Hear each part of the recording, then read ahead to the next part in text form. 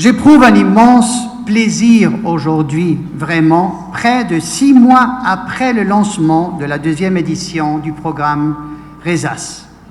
Je me trouve en votre présence pour lancer, avec nos différents partenaires privés et publics, et sous le leadership de l'Agence universitaire de la francophonie, AUF, ce premier salon de l'emploi et de l'entrepreneuriat étudiant en Haïti, et pour dévoiler les noms des entrepreneurs qui vont bénéficier du financement de l'AUF pour réaliser justement leur rêve d'entreprise. D'entrée de jeu, je voudrais remercier bien sûr les autorités haïtiennes d'avoir supporté la candidature de la Confédération helvétique. La Suisse est une confédération, ce n'est pas une république, donc rappelez-vous, mes jeunes, pour son élection comme membre non permanent du Conseil de sécurité des Nations Unies. 23 et 24 seront les 2 années où on va être là-bas.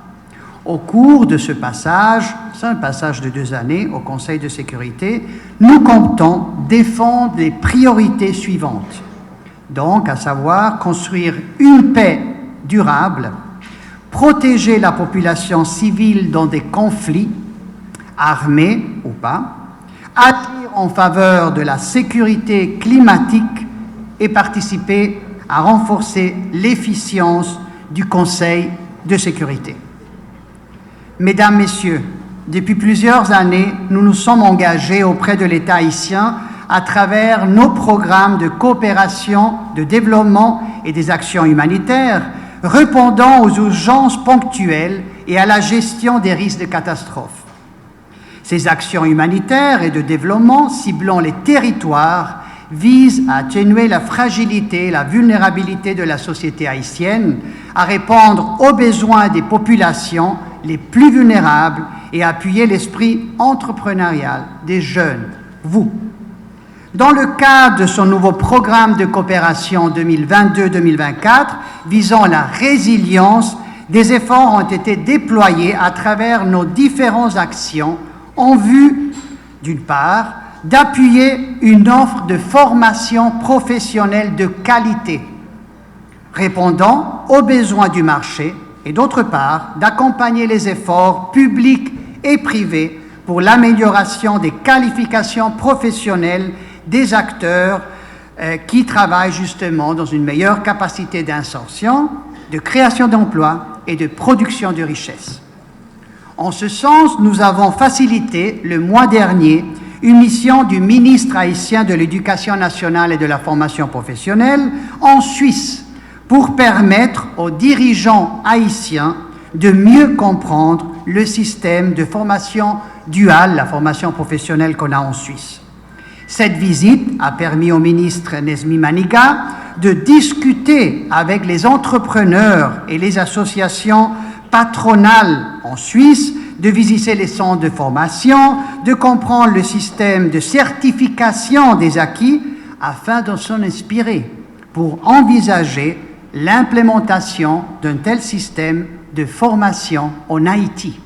Donc cet échange, j'espère qu'il va donner des fruits et vous allez entendre de nous dans les prochaines semaines pour le lancement justement de la plateforme de la formation professionnelle.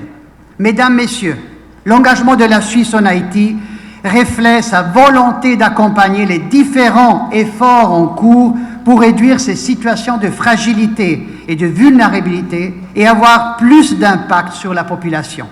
Nous croyons fortement qu'à travers la solidarité locale et internationale qui nous réunit aujourd'hui justement, nous pourrons apporter des solutions aux véritables besoins de la jeunesse haïtienne.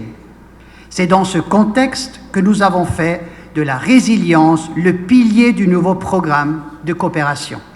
Cette résilience, qui caractérise également la population haïtienne, principalement la jeunesse haïtienne, permettra aussi de valoriser les atouts du pays, de renforcer la gouvernance locale surtout, et de relancer l'économie. Mesdames, Messieurs, encore une fois, nous voulons profiter de l'occasion pour exprimer notre fierté de faire partie de ce réseau de partenaires publics et privés qui croient en la jeunesse haïtiennes et qui n'hésitent pas à s'investir pour appuyer les efforts visant à renforcer les capacités, les compétences techniques et professionnelles des jeunes en quête de mieux-être. J'en profite pour féliciter ces jeunes, vous, que vous êtes là dans la salle, mais il y en a beaucoup d'autres dehors qui veulent vraiment apporter des idées, des projets attrayants et qui ils vont nous présenter aujourd'hui. La limitation des ressources, bien sûr, ne permettrait pas de financer toutes les initiatives, mais je veux vous inviter à rester accolés à vos rêves d'entreprise. Si ce n'est pas pour cette fois-ci, ça serait pour la prochaine fois. La diversité des projets présentés par les jeunes laisse entrevoir de l'espoir. La créativité haïtienne est toujours présente, en dépit du contexte et des aléas divers. En effet, dans un contexte national marqué par une instabilité institutionnelle, une économie en décroissance, un taux de chômage de plus en plus élevé, une pauvreté de masse, un phénomène d'exclusion sociale frappant, la majorité de la population, notamment les femmes et les jeunes, avec comme corollaire la délinquance juvénile, créant justement une situation d'insécurité.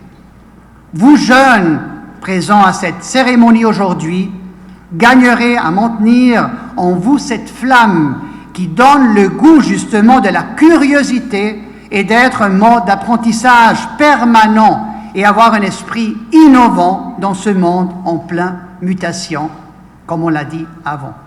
Aujourd'hui, 30 entreprises seront sélectionnées et bénéficieront justement des fonds de démarrage.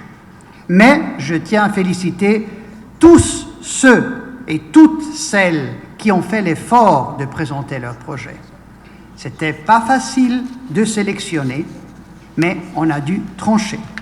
Chers jeunes, vos projets sont excellents et je crois fermement que des opportunités vont s'ouvrir pour vous permettre de les concrétiser. La Suisse continuera à appuyer l'AUF en ce sens.